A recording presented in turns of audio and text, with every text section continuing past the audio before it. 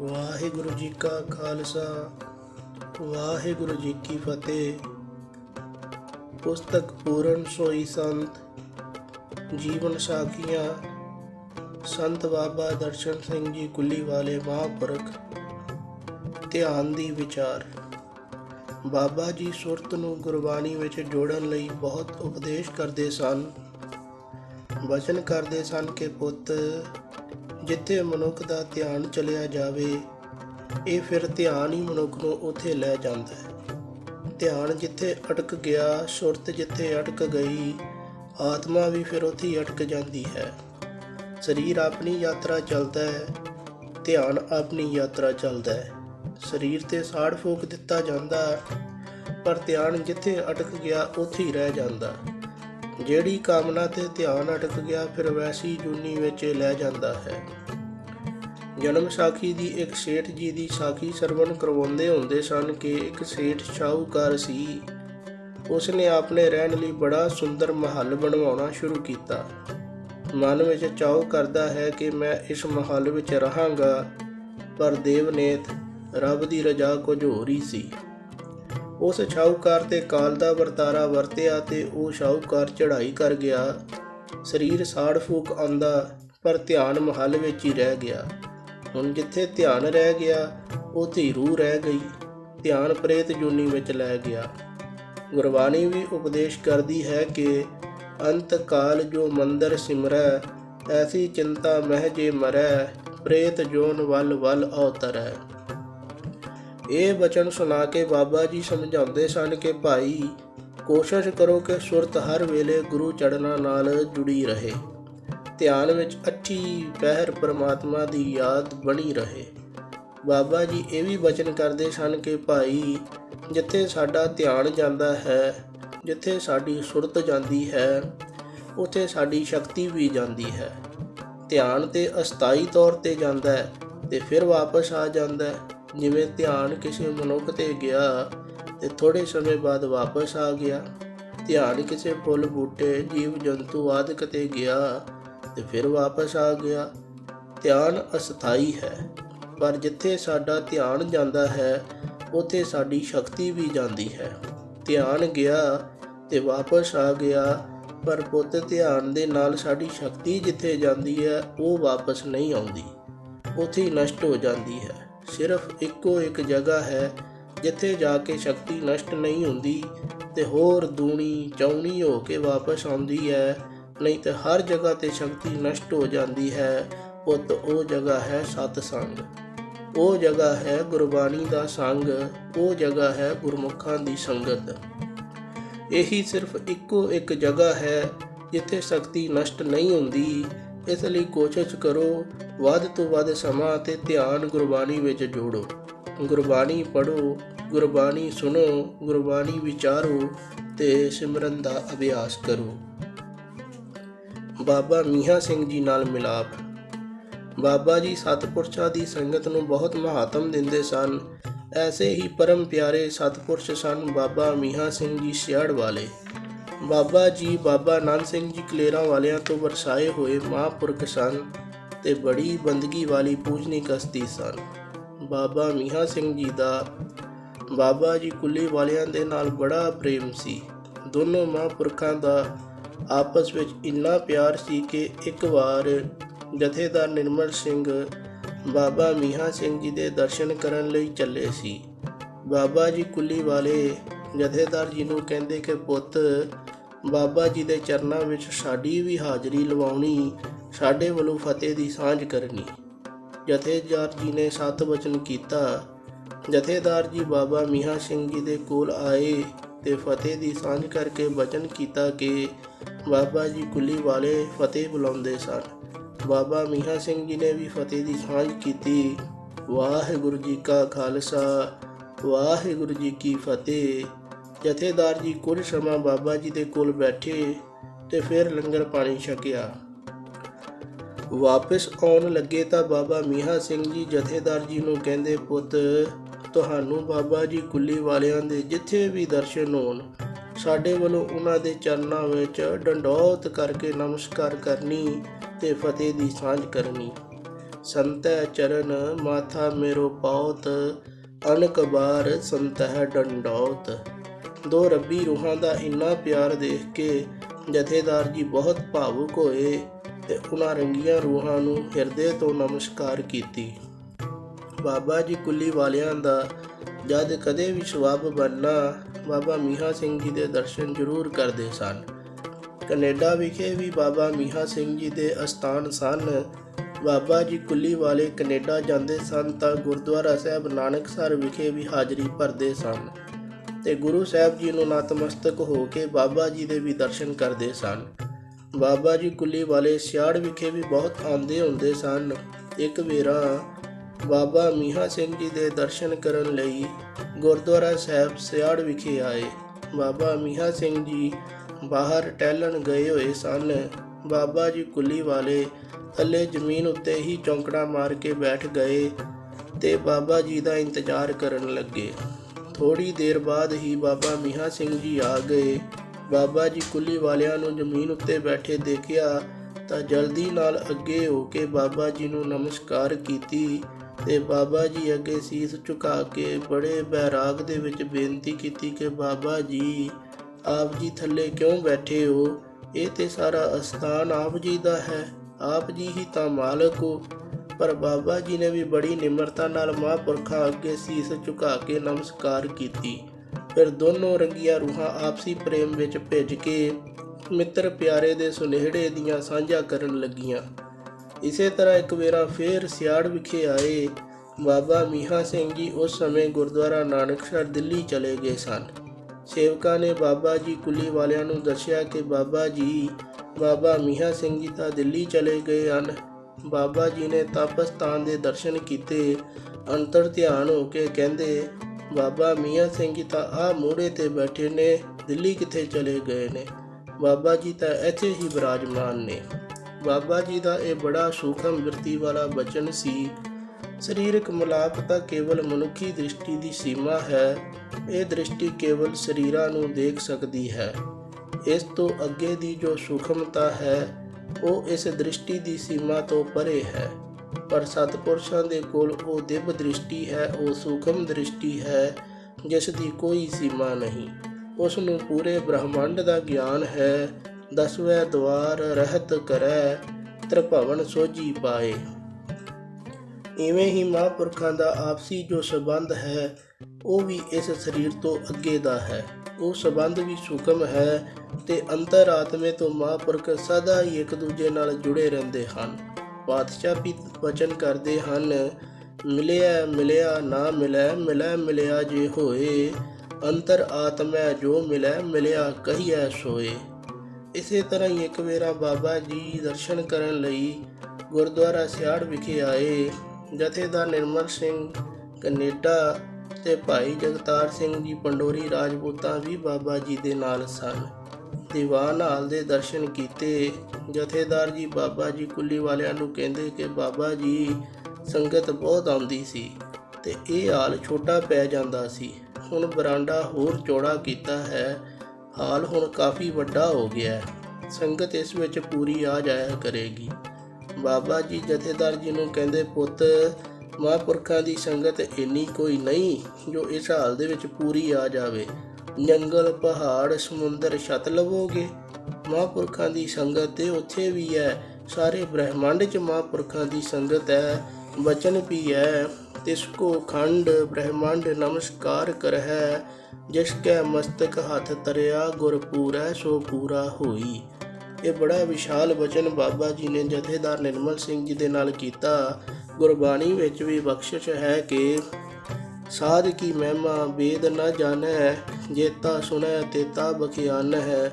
ਸਾਧ ਕੀ ਉਪਮਾ ਤਿਹੁ ਗੁਣ ਤੇ ਦੂਰ, ਸਾਧ ਕੀ ਉਪਮਾ ਰਹੀ ਭਰਪੂਰ। ਸਾਧ ਕੀ ਸ਼ੋਭਾ ਕਾ ਨਾਹੀ ਅੰਤ, ਸਾਧ ਕੀ ਸ਼ੋਭਾ ਸਦਾ ਬੇਅੰਤ। ਸਾਧ ਕੀ ਸ਼ੋਭਾ ਊਚ ਤੇ ਉੱਚੀ, ਸਾਧ ਕੀ ਸ਼ੋਭਾ ਮੂਚ ਤੇ ਮੂਚੀ। ਸਾਧ ਕੀ ਸ਼ੋਭਾ ਸਾਧ ਬਨ ਆਈ, ਨਾਨਕ ਸਾਧ ਪ੍ਰਭ ਭੇਦ ਨ ਪਾਈ। ਗਿਆਨੀ ਸੰਤ ਸਿੰਘ ਮਸਕੀਨ ਜੀ ਨੂੰ ਭਵਿੱਖਤ ਬਚਨ। ਐਸੀ ਹੀ ਸਤਿਕਾਰਯੋਗ ਹਸਤੀ ਸਨ ਪੰਥ ਰਤਨ ਗਿਆਨੀ ਸੰਤ ਸਿੰਘ ਜੀ ਮਸਕੀਨ। ਇਹਨਾਂ ਦਾ ਵੀ ਬਾਬਾ ਜੀ ਦੇ ਨਾਲ ਬਹੁਤ ਪ੍ਰੇਮ ਸੀ। ਮਸਕੀਨ ਜੀ ਘਣਪੁਰ ਕਾਲੇ ਵਿਖੇ ਵੀ ਦਰਸ਼ਨ ਕਰਨ ਲਈ ਆਉਂਦੇ ਰਹਿੰਦੇ ਸਨ। ਮਸਕੀਨ ਜੀ ਗੁਰੂ ਰਾਮਦਾਸ ਪਾਤਸ਼ਾਹ ਜੀ ਦੇ ਪ੍ਰਕਾਸ਼ ਪੁਰਬ ਦਿਹਾੜੇ ਤੇ ਗੁਰਦੁਆਰਾ ਮੰਜੀ ਸਾਹਿਬ ਵਿਖੇ ਕਥਾ ਦੀ ਸੇਵਾ ਨਿਭਾਉਂਦੇ ਸਨ। ਬਾਬਾ ਜੀ ਵੀ ਗੁਰਦੁਆਰਾ ਮੰਜੀ ਸਾਹਿਬ ਵਿਖੇ ਸ਼ਬਦ ਵਿਚਾਰ ਵਿੱਚ ਹਾਜ਼ਰੀ ਜ਼ਰੂਰ ਭਰਦੇ ਸਨ। ਸੰਨ 1982 ਦੀ ਘਟਨਾ ਹੈ ਕਿ ਗਿਆਨੀ ਸੰਤ ਸਿੰਘ ਜੀ ਮਸਕੀਨ ਗੁਰਦੁਆਰਾ ਮੰਜੀ ਸਾਹਿਬ ਵਿਖੇ ਕਥਾ ਕਰ ਰਹੇ ਸਨ। ਬਾਬਾ ਜੀ ਵੀ ਕਥਾ ਵਿੱਚ ਹਾਜ਼ਰੀ ਭਰ ਰਹੇ ਸਨ। ਕਥਾ ਦੀ ਸਮਾਪਤੀ ਤੋਂ ਬਾਅਦ ਮਸਕੀਨ ਜੀ ਬਾਬਾ ਜੀ ਦੇ ਨਾਲ ਆ ਰਹੇ ਸਨ। ਸ੍ਰੀ ਦਰਬਾਰ ਸਾਹਿਬ ਦੀ ਪਰਿਕਰਮਾ ਵਿੱਚ ਦੋ ਸਿੰਘ ਆਪਸ ਵਿੱਚ ਲੜ ਪਏ। ਹੱਥੋਂ ਪਾਈ ਵੀ ਹੋਈ ਤੇ ਉਹਨਾਂ ਦੀਆਂ ਦਸਤਾਰਾਂ ਵੀ ਲੱਥ ਗਈਆਂ। ਇਹ ਸਭ ਦੇਖ ਕੇ ਮਸਕੀਨ ਜੀ ਬਹੁਤ ਹੈਰਾਨ ਹੋਏ। ਮਸਕੀਨ ਜੀ ਬਾਬਾ ਜੀ ਨੂੰ ਕਹਿੰਦੇ ਕਿ ਬਾਬਾ ਜੀ, ਸਵੇਰੇ ਅੰਮ੍ਰਿਤ ਵੇਲੇ ਤੋਂ ਸ੍ਰੀ ਦਰਬਾਰ ਸਾਹਿਬ ਵਿਖੇ ਕੀਰਤਨ ਚੱਲ ਰਿਹਾ ਹੈ। 3 ਘੰਟੇ ਆਸਾ ਦੀ ਵਾਰ ਦਾ ਕੀਰਤਨ ਹੋਇਆ ਹੈ। ਘੰਟਾ ਸਵਾ ਘੰਟਾ ਮੈਂ ਵੀ ਕਥਾ ਕਰਕੇ ਆਇਆ ਕਿ ਇਤਨੇ ਸਤਸੰਗ ਦਾ ਇਹਨਾਂ ਤੇ ਇੰਨਾ ਕੋ ਚਿਰ ਵੀ ਅਸਰ ਨਹੀਂ ਹੋਇਆ। ਜੋ ਬਚਨ ਵੀ ਹੈ ਕਿ ਮਨ ਮੁਖ ਪੱਥਰ ਸ਼ੈਲ ਹੈ, ਤ੍ਰਿਗ ਜੀਵਨ ਫੀਕਾ, ਜਲ ਮੈਂ ਕੇਤਾ ਰਾਖੀਐ ਅਬ ਅੰਤਰ ਸੂਕਾ। ਬਾਬਾ ਜੀ ਨੇ ਗੰਭੀਰ ਹੋ ਕੇ ਮਸਕੀਨ ਜੀ ਨੂੰ ਬਚਨ ਕੀਤਾ ਕਿ ਮਸਕੀਨ, ਇਹ ਤੇ ਕੁਛ ਵੀ ਨਹੀਂ ਹੈ, ਸਮਾਂ ਬੜਾ ਭਿਆਨਕ ਆ ਰਿਹਾ ਹੈ। ਇਸ ਪਰਿਕਰਮਾ ਵਿੱਚ ਗਿੱਟੇ ਗਿੱਟੇ ਲਹੂ ਡੁੱਲਣਾ ਹੈ ਤੇ ਮਸਕੀਨ ਤੂੰ ਵੀ ਵਿੱਚ ਫਸਣਾ ਹੈ। ਆਉਣ ਵਾਲਾ ਭਿਆਨਕ ਸਮਾਂ ਬਾਬਾ ਜੀ ਨੂੰ ਦਿਖ ਰਿਹਾ ਸੀ। ਬਚਨ ਵੀ ਹੈ, ਜੋ ਹੋਵਤ ਸੋ ਜਾਣੈ, ਪ੍ਰਭ ਆਪਣੇ ਕਾ ਹੁਕਮ ਪਛਾਨੈ। ਬਾਬਾ ਜੀ ਦੇ ਬਚਨ ਸੁਣ ਕੇ ਮਸਕੀਨ ਜੀ ਬਹੁਤ ਅਚੰਭਿਤ ਹੋਏ। ਪਰ 2 ਸਾਲ ਬਾਅਦ ਹੀ 1984 ਦੇ ਵਿੱਚ ਜਦੋਂ ਦਰਦਨਾਕ ਸਾਕਾ ਵਾਪਰਿਆ ਤਾਂ ਮਸਕੀਨ ਜੀ ਨੂੰ ਬਾਬਾ ਜੀ ਦੇ ਬਚਨ ਯਾਦ ਆਏ ਕਿ ਇਸੇ ਭਿਆਨਕ ਸਮੇਂ ਬਾਰੇ ਹੀ ਬਾਬਾ ਜੀ ਨੇ ਬਚਨ ਕੀਤੇ ਸਨ। ਇਸ ਸਾਕੇ ਨੇ ਮਸਕੀਨ ਜੀ ਦਾ ਵੀ ਹਿਰਦਾ ਝੰਜੋੜ ਦਿੱਤਾ। ਮਸਕੀਨ ਜੀ ਨੇ ਜਗ੍ਹਾ ਜਗ੍ਹਾ ਜਾ ਕੇ ਸਰਕਾਰ ਵੱਲੋਂ ਕੀਤੀ ਇਸ ਕਾਰਵਾਈ ਦਾ ਸਖਤ ਸ਼ਬਦਾਂ ਵਿੱਚ ਵਿਰੋਧ ਕੀਤਾ। ਇਸ ਤੇ ਸਰਕਾਰ ਨੇ ਮਸਕੀਨ ਜੀ ਦੇ ਵਿਰੁੱਧ ਗ੍ਰਿਫਤਾਰੀ ਵਾਰੰਟ ਜਾਰੀ ਕਰ ਦਿੱਤੇ। ਵੱਖ-ਵੱਖ ਰਾਜਾਂ ਦੇ ਵੱਲੋਂ ਮਸਕੀਨ ਜੀ ਦੇ ਵਿਰੁੱਧ ਗ੍ਰਿਫਤਾਰੀ ਵਾਰੰਟ ਜਾਰੀ ਹੋ ਗਏ। ਬੜਾ ਔਖਾ ਸਮਾਂ ਮਸਕੀਨ ਜੀ ਨੇ ਕੱਢਿਆ। 10 ਸਾਲ ਮਸਕੀਨ ਜੀ ਕੋਰਟਾਂ ਵਿੱਚ ਤਰੀਕਾਂ ਭੁਗਤਦੇ ਰਹੇ। ਮਸਕੀਨ ਜੀ ਬਚਨ ਕਰਦੇ ਸਨ ਕਿ ਮੈਂ ਅਕਸਰ ਹੀ ਬਾਬਾ ਜੀ ਦਾ ਬਚਨ ਯਾਦ ਕਰਕੇ ਸੋਚਦਾ ਹੁੰਦਾ ਸਾਂ ਕਿ ਮੈਂ ਕਿਵੇਂ ਫਸਾਂਗਾ। ਪਰ ਜਦ ਮੈਂ 10 ਸਾਲ ਤੱਕ ਕੋਰਟਾਂ ਵਿੱਚ ਤਰੀਕਾਂ ਭੁਗਤੀਆਂ ਤਾਂ ਮੈਨੂੰ ਸਮਝ ਆਈ ਕਿ ਮੈਂ ਇਸ ਗੂੰਗੀ ਬੋਲੀ ਸਰਕਾਰ ਦੇ ਅੱਗੇ ਸੱਚ ਬੋਲਣ ਕਰਕੇ ਫਸ ਜਾਵਾਂਗਾ। ਇਹ ਬਚਨ ਵੀ ਮਸਕੀਨ ਜੀ ਨੇ ਆਪਣੀ ਕਥਾ ਵਿੱਚ ਸਾਂਝੇ ਕੀਤੇ ਸਨ। ਸੰਤ ਜਰਨੈਲ ਸਿੰਘ ਜੀ ਭਿੰਡਰਾਂਵਾਲਿਆਂ ਨਾਲ ਮਿਲਾਪ। ਸੰਨ 1983 ਵਿੱਚ ਹੀ ਸੰਤ ਜਰਨੈਲ ਸਿੰਘ ਜੀ ਸ੍ਰੀ ਦਰਬਾਰ ਸਾਹਿਬ ਅੰਮ੍ਰਿਤਸਰ ਸਾਹਿਬ ਵਿਖੇ ਗੁਰੂ ਨਾਨਕ ਨਿਵਾਸ ਵਿਖੇ ਰਹਿੰਦੇ ਸਨ। ਸੰਤ ਜਰਨੈਲ ਸਿੰਘ ਜੀ ਦਾ ਬਾਬਾ ਜੀ ਦੇ ਨਾਲ ਬਹੁਤ ਪ੍ਰੇਮ ਸੀ ਤੇ ਬਾਬਾ ਜੀ ਅਕਸਰ ਹੀ ਸ੍ਰੀ ਦਰਬਾਰ ਸਾਹਿਬ ਵਿਖੇ ਨਤਮਸਤਕ ਹੋ ਕੇ ਸੰਤ ਜਰਨੈਲ ਸਿੰਘ ਜੀ ਨੂੰ ਮਿਲਣ ਲਈ ਗੁਰੂ ਨਾਨਕ ਨਿਵਾਸ ਵਿਖੇ ਆਇਆ ਕਰਦੇ ਸਨ। ਇੱਕ ਵੇਰਾ ਬਾਬਾ ਜੀ ਸੰਤ ਜੀ ਨੂੰ ਮਿਲਣ ਲਈ ਗੁਰੂ ਨਾਨਕ ਨਿਵਾਸ ਵਿਖੇ ਆਏ। ਉਹਨਾਂ ਦਿਨਾਂ ਵਿੱਚ ਗੁਰੂ ਨਾਨਕ ਨਿਵਾਸ ਵਿਖੇ ਸਿੰਘਾਂ ਵੱਲੋਂ ਸੁਰੱਖਿਆ ਪ੍ਰਬੰਧ ਬਹੁਤ ਸਖਤ ਸਨ। ਬਾਬਾ ਜੀ ਗੁਰੂ ਨਾਨਕ ਨਿਵਾਸ ਵਿਖੇ ਪਹੁੰਚੇ ਤਾਂ ਕੁਝ ਸਿੰਘਾਂ ਨੇ ਬਾਬਾ ਜੀ ਨੂੰ ਪੌੜੀਆਂ ਉੱਤੇ ਹੀ ਰੋਕ ਲਿਆ। ਉਹ ਸਿੰਘ ਨਵੇਂ ਸਨ ਤੇ ਬਾਬਾ ਜੀ ਨੂੰ ਜਾਣਦੇ ਨਹੀਂ ਸਨ। ਅਜੇ ਰੋਕਿਆ ਹੀ ਸੀ ਕਿ ਉੱਪਰਲੀ ਮੰਜ਼ਲ ਤੋਂ ਇੱਕ ਸਿੰਘ ਭੱਜਦਾ ਹੋਇਆ ਆਇਆ ਤੇ ਉਹਨਾਂ ਸਿੰਘਾਂ ਨੂੰ ਕਹਿੰਦਾ ਕਿ ਮਹਾਂਪੁਰਖਾਂ ਨੂੰ ਉੱਪਰ ਆਉਣ ਦਿਓ, ਇਹਨਾਂ ਨੂੰ ਨਾ ਰੋਕੋ। ਬਾਬਾ ਜੀ ਫਿਰ ਉੱਪਰਲੀ ਮੰਜ਼ਲ ਜਿੱਥੇ ਸੰਤ ਜੀ ਦਾ ਨਿਵਾਸ ਸੀ ਉੱਥੇ ਗਏ। ਬਾਬਾ ਜੀ ਨੇ ਸੰਤ ਜਰਨੈਲ ਸਿੰਘ ਜੀ ਦੇ ਨਾਲ ਫਤਿਹ ਦੀ ਸਾਂਝ ਕੀਤੀ। ਫਿਰ ਦੋਨੋਂ ਮਹਾਂਪੁਰਸ਼ ਬੈਠ ਕੇ ਗੁਰਮਤਿ ਵਿਚਾਰਾਂ ਦੀ ਸਾਂਝ ਕਰਨ ਲੱਗੇ। ਬਾਬਾ ਜੀ ਨੇ ਕੁਝ ਮਾਇਆ ਸੰਤ ਜੀ ਨੂੰ ਭੇਟਾ ਕੀਤੀ। ਸੰਤ ਜੀ ਕਹਿੰਦੇ, ਬਾਬਾ ਜੀ ਤੁਸੀਂ ਇਹ ਮਾਇਆ ਰਹਿਣ ਦਿਓ, ਤੁਸੀਂ ਅੱਗੇ ਹੀ ਸਾਨੂੰ ਬਹੁਤ ਸੇਵਾ ਦਿੰਦੇ ਰਹਿੰਦੇ ਹੋ, ਤੁਸੀਂ ਬਸ ਆਪਣਾ ਖੁੰਡਾ ਸਾਡੇ ਨਾਲ ਰੱਖਿਓ। ਬਾਬਾ ਜੀ ਕਹਿੰਦੇ, ਮਹਾਂਪੁਰਸ਼ੋ ਇਹ ਤਾਂ ਅਕਾਲ ਪੁਰਖ ਦੀ ਬਖਸ਼ਿਸ਼ ਹੈ, ਆਪ ਸੰਤ ਮਹਾਂਪੁਰਖਾਂ ਦੀ ਬਖਸ਼ਿਸ਼ ਹੈ। ਤਿਸ ਕੀ ਧਰ ਪ੍ਰਭ ਕਾ ਮਨ ਜੋਰ, ਏਕ ਬਿਨਾ ਦੂਜਾ ਨਹੀਂ ਹੋਰ। ਨਾਨਕ ਕੈ ਮਨ ਇਹੋ ਪੁਰਖਾਰਤ, ਪ੍ਰਭੂ ਹਮਾਰਾ ਸਾਰੇ ਸਵਾਰਥ। ਬਾਬਾ ਜੀ ਨੇ ਫਿਰ ਬਚਨ ਕੀਤਾ ਕਿ ਸੰਤ ਜੀ ਜੀਵਨ ਦੇ ਬੜੇ ਰੰਗ ਦੇਖ ਲਏ ਨੇ, ਹੁਣ ਕਿਰਪਾ ਕਰੋ ਨਾਮ ਦੀ ਬਖਸ਼ਿਸ਼ ਕਰ ਦਿਓ। ਬਾਬਾ ਜਰਨੈਲ ਸਿੰਘ ਜੀ ਬੜੇ ਖੁਸ਼ ਹੋਏ ਤੇ ਪੰਕਤੀ ਪੜ੍ਹੀ, ਭਗਤ ਜਗਤ ਕੋ ਠਗਤ ਹੈ, ਭਗਤ ਕੋ ਠਗੈ ਨਾ ਕੋਈ। ਤੇ ਬਚਨ ਕੀਤਾ, ਬਾਬਾ ਜੀ ਅਸੀਂ ਤਾਂ ਆਪ ਜੀ ਵਰਗੇ ਮਹਾਂਪੁਰਖਾਂ ਕੋਲੋਂ ਅਰਦਾਸਾਂ ਕਰਵਾਉਂਦੇ ਹਾਂ, ਤੁਸੀਂ ਤੇ ਆਪ ਬਖਸ਼ਿਸ਼ਾਂ ਕਰਨ ਵਾਲੇ ਹੋ। ਬਾਬਾ ਜੀ ਨੇ ਵਿਨਮਰਤਾ ਭਾਵ ਵਿੱਚ ਹੱਥ ਜੋੜ ਦਿੱਤੇ।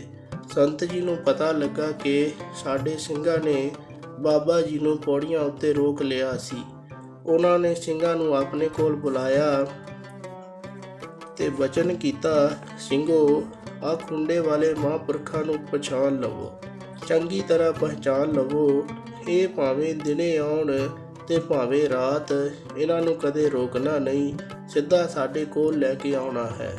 ਫਿਰ ਵਚਨ ਕੀਤਾ, ਭਾਈ ਤੁਹਾਨੂੰ ਇਹਨਾਂ ਮਹਾਂਪੁਰਖਾਂ ਦੀ ਸ਼ਕਤੀ ਦਾ ਪਤਾ ਨਹੀਂ, ਇਹਨਾਂ ਦੇ ਤੇ ਖੁੰਡੇ ਵਿੱਚ ਹੀ ਇੰਨੀ ਸ਼ਕਤੀ ਹੈ ਕਿ ਤੁਹਾਡੀਆਂ ਰਾਈਫਲਾਂ ਤੇ ਸਟੇਨ ਗੰਨਾਂ ਇਹਨਾਂ ਦੇ ਖੁੰਡੇ ਬਰਾਬਰ ਕੁਝ ਵੀ ਨਹੀਂ। ਅੱਗੇ ਤੋਂ ਇਹਨਾਂ ਨੂੰ ਰੋਕਣ ਦੀ ਅਵੱਗਿਆ ਨਾ ਕਰਿਓ।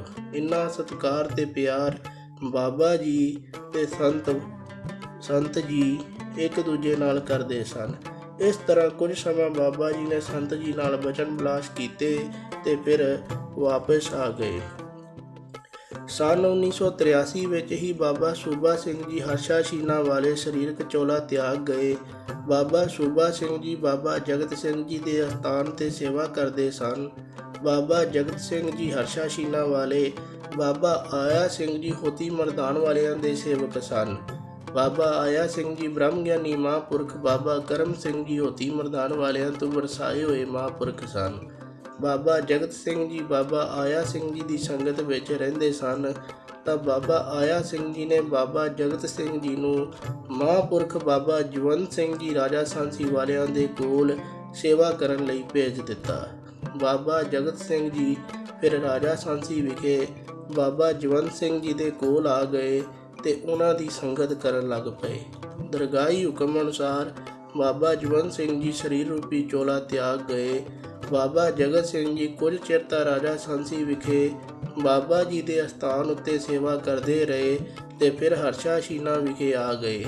ਇੱਥੇ ਬਾਬਾ ਜਗਤ ਸਿੰਘ ਜੀ ਨੇ ਇੱਕ ਖੂਹੀ ਦੇ ਕਿਨਾਰੇ ਕੁੱਲੀ ਬਣਾ ਲਈ ਤੇ ਭਜਨ ਬੰਦਗੀ ਕਰਨ ਲੱਗ ਪਏ।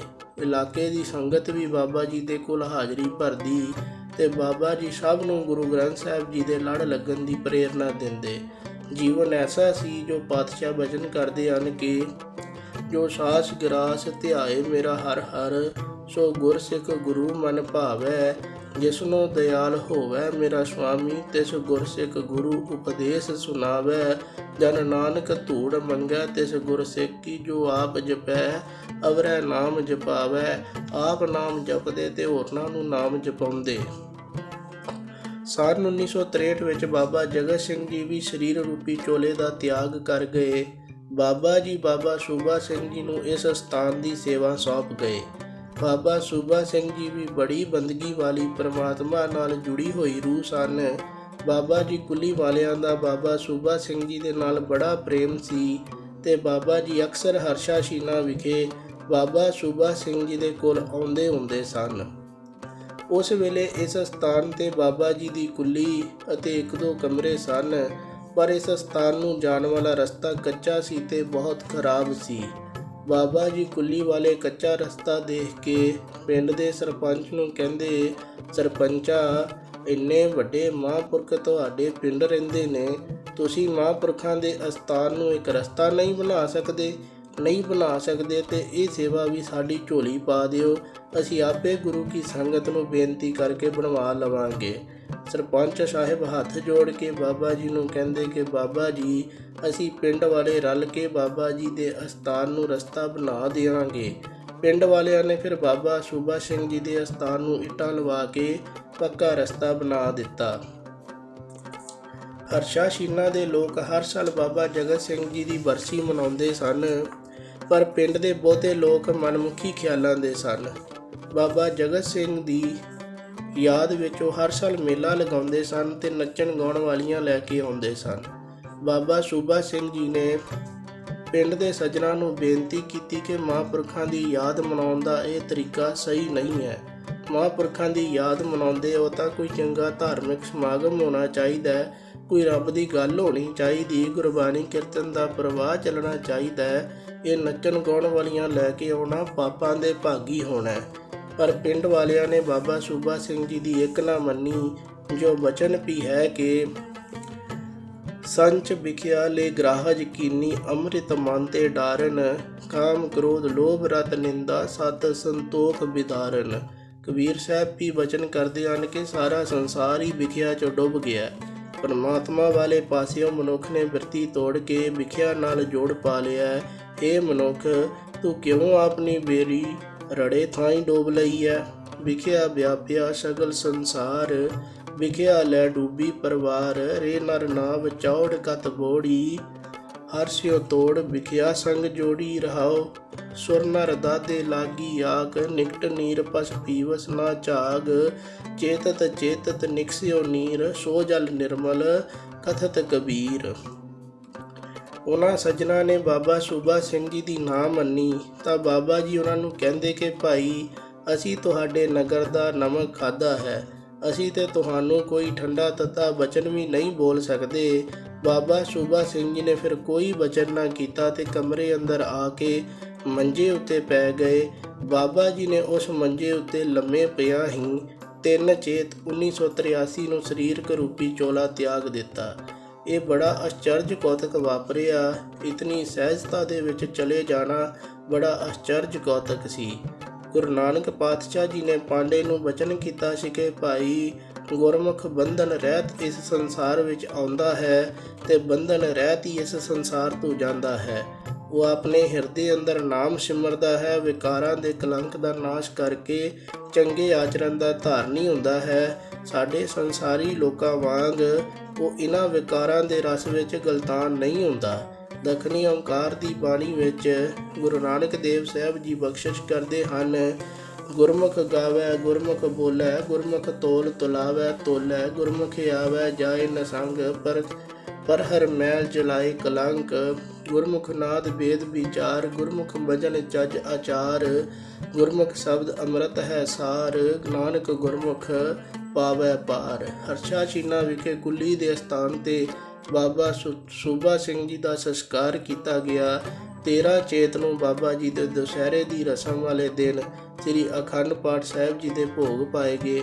ਮਹਾਂਪੁਰਖ ਬਾਬਾ ਦਰਸ਼ਨ ਸਿੰਘ ਜੀ ਕੁੱਲੀ ਵਾਲੇ, ਬਾਬਾ ਜਰਨੈਲ ਸਿੰਘ ਜੀ ਖਾਲਸਾ ਭਿੰਡਰਾ ਵਾਲੇ, ਬਾਬਾ ਜੋਗਿੰਦਰ ਸਿੰਘ ਜੀ ਭੰਗਾਲੀ ਵਾਲੇ ਤੇ ਹੋਰ ਵੀ ਅਨੇਕਾਂ ਮਹਾਂਪੁਰਖਾਂ ਨੇ ਹਾਜ਼ਰੀ ਲਵਾਈ। ਵਾਹਿਗੁਰੂ ਜੀ ਕਾ ਖਾਲਸਾ, ਵਾਹਿਗੁਰੂ ਜੀ ਕੀ ਫਤਿਹ।